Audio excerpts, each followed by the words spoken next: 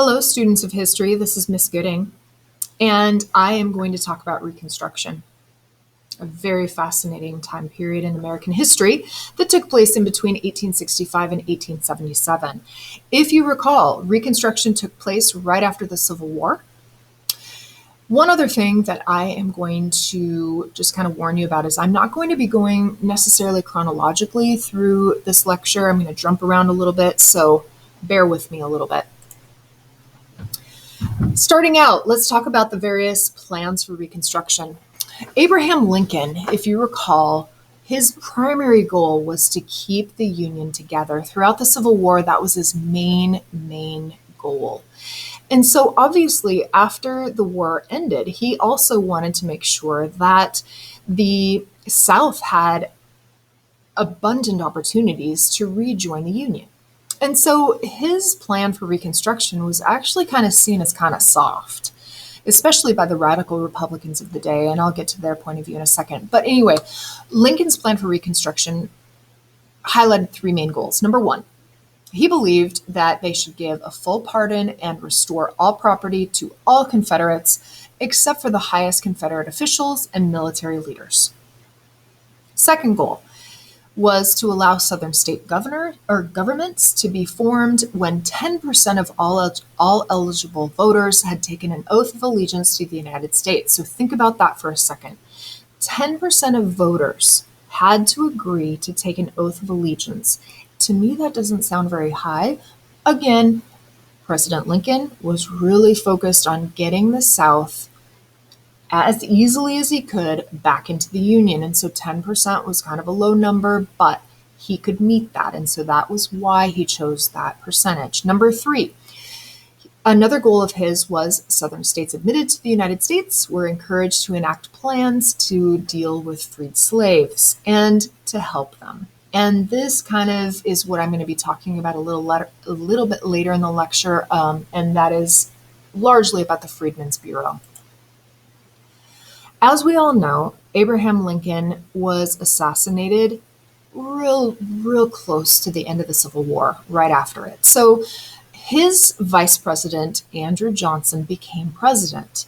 And Andrew Johnson was a Democrat. And the Democrats of the time in the 1860s were not the Democrats today.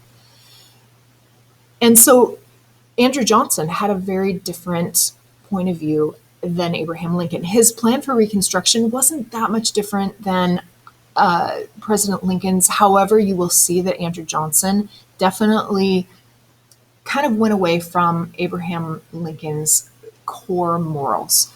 And we'll get to that in a second. But Johnson's plan for Reconstruction was the following. Number one, he believed that pardons would be only granted to those taking a loyalty oath. Number two, no pardons would be available to high Confederate officials and persons owning property valued in excess of $20,000. Three, a state needed to abolish slavery before being readmitted. And four, a state was required to repeal its secession ordinance before being readmitted. Okay, that's pretty close to Lincoln's, I suppose. But the radical Republicans had a very different plan for Reconstruction, and they wanted things a lot harder for the South. So the post-war radical Republicans were really motivated by three main factors. You guys, number one, they wanted revenge. They wanted to punish the South because they believed that the South caused the war.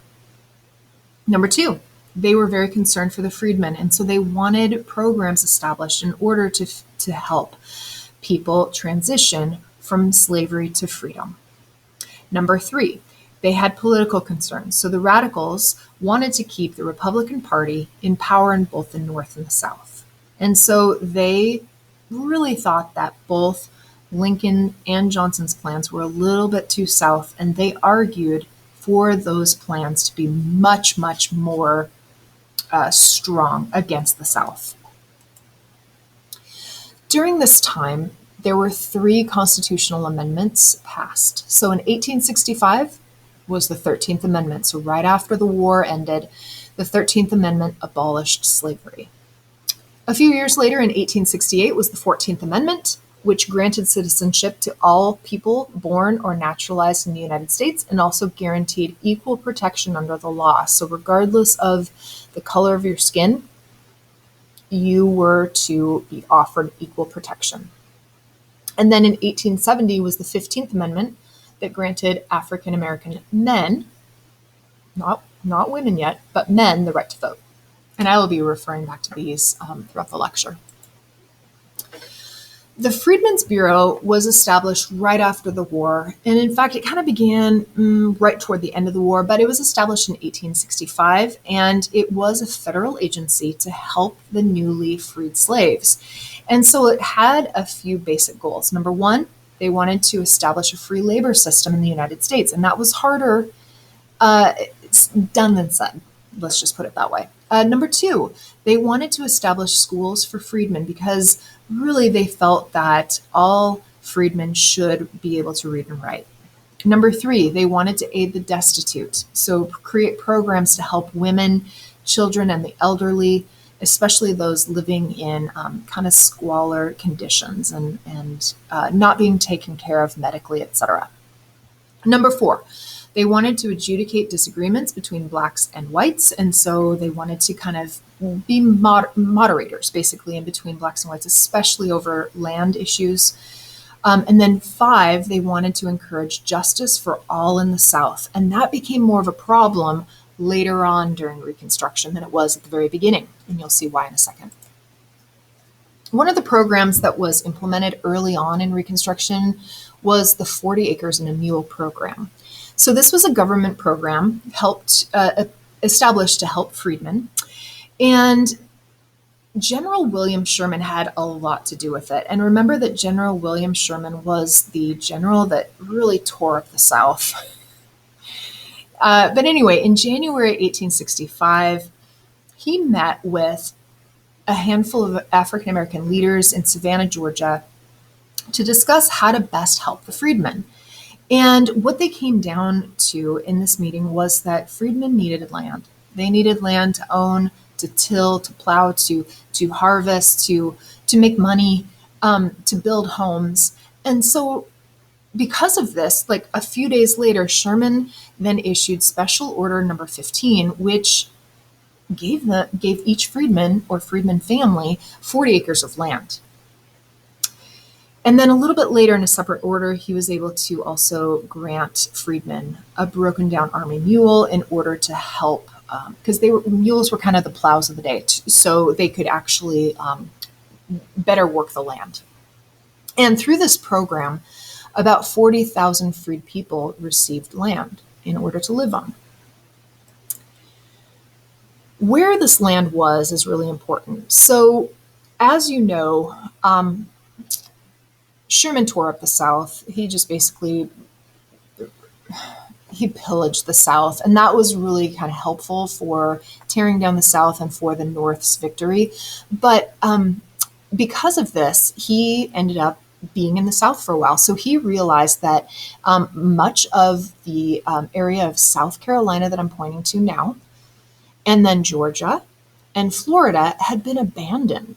And so he said, why don't we divvy up this land and use this abandoned land to give to the freed people? However, after the 40 Acres and a Mule plan is put into place, Johnson, the new president, who stepped in right after the assassination of Abraham Lincoln, stepped in and changed things. So after Lincoln's death, Johnson drastically changed the 40 Acres and a Mule program. So Johnson, through a series of movements that he did, he pardoned white landowners, the landowners that had fled this area. And so these landowners started to return to their homes to reclaim it. And oftentimes they kicked the free people off their land. So Oliver Howard, who was the head of the Freedmen's Bureau at the time, and actually Howard College is named after him, he tried to fight Johnson on this. But then Johnson overruled him, and so again, many landowners were able to return to their land and take it from the blacks who had settled there. So not only did Johnson alter the 40 acres program, but he severely limited the efforts of the Freedmen's Bureau by limiting how much money they received from the government and also cutting back on how many employees the Freedmen's Bureau was able to employ.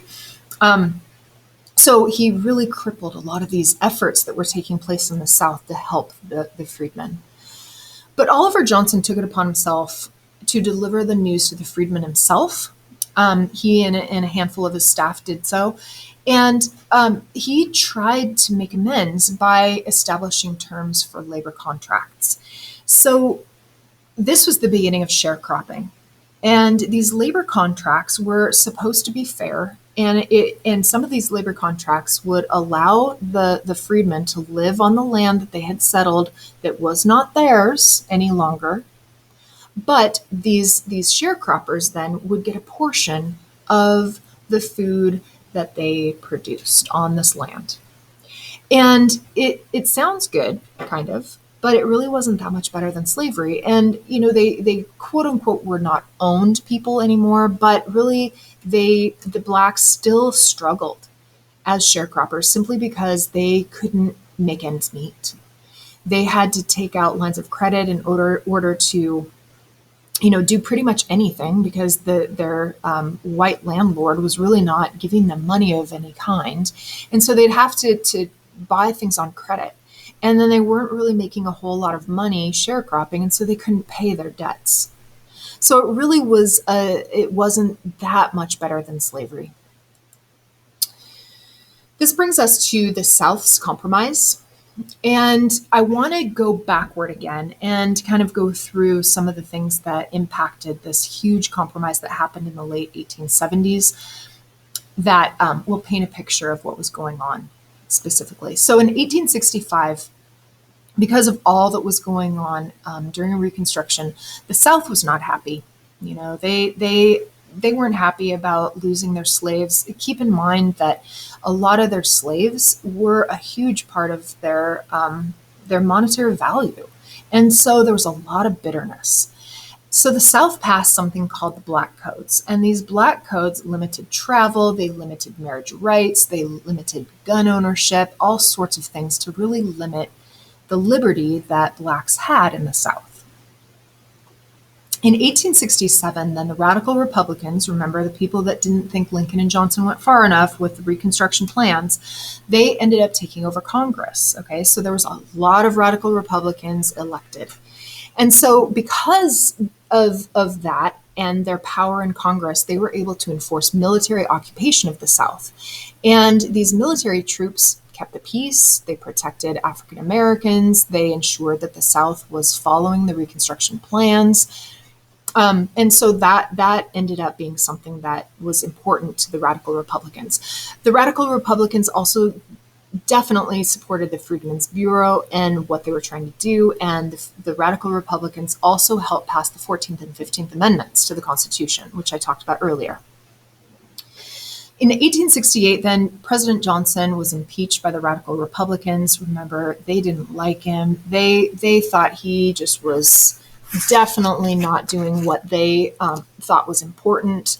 They thought that he was, not following what they believed was Lincoln's vision, and so they kind of caught him on a technicality. So Johnson violated something called the Tenure of Office Act, and he ended up firing a cabinet member. And in the Tenure of Office Act, it says that you have to get Congress's approval, and he neglected to do that. So Congress kind of called him out on it. Johnson did it anyway, and because of this, he was impeached. He eventually was found not guilty, but it just shows how desperate the times were, and how the radical Republicans and Johnson did not get along. So in 1873, there was a recession, a stock market crash, and because of the stock market crash, the radical Republicans kind of lost focus on what was going on in the South. They also lost seats, and so they lost some power. So because of that loss of power, in 1876, there was a presidential election, Rutherford B. Hayes versus Samuel J. Tilden. and it was a very close election. So the radical Republicans really weren't able to push Hayes or maybe a different candidate. And so this presidential election ended up being a gridlock. Okay, think of the election of 2000 in between Bush and Gore. It was really rough. Okay, so this brings me to the Compromise of 1877, which this is the South's Compromise. To finalize this disputed presidential election, there was an unwritten deal arranged by the U.S. congressmen. Okay, and not Samuel, but Rutherford B. Hayes was chosen as the president, just as long as all the troops were pulled out of the South. Now, keep in mind what an important thing the military was in the South. They were making sure that the South was following the Reconstruction plan. They were protecting Black individuals. They were assisting the Freedmen's Bureau. And once they were pulled out, this really ended Reconstruction.